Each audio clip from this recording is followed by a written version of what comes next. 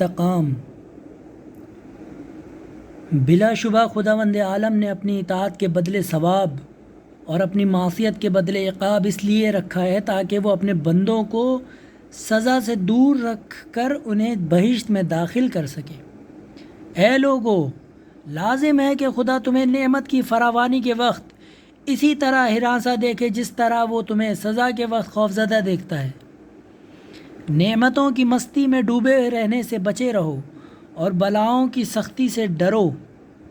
کفران نعمت سے دور ورنہ بلائیں تم پر نازل ہو جائیں گی۔ انتقام کے ساتھ کسی طرح کی کوئی راحت نہیں ہے۔ ظلم و معصیت سے بچو کیونکہ یہ سزا کا باعث ہوتا ہے، نعمتوں کو سلب کرتا ہے اور حالات کو بدتر بنانے کا سبب ہوتا ہے۔ رشتہ داروں سے الگ ہو کے رہنا بلاؤں میں گرفتار ہونے کا سبب ہے۔ نعمت کا شکر ادا کرنا سزاؤں کے نزول سے امان ہے۔ صلہ رحم نعمت کے نزول اور سزاؤں کو دفع کرنے کا باعث ہوتا ہے۔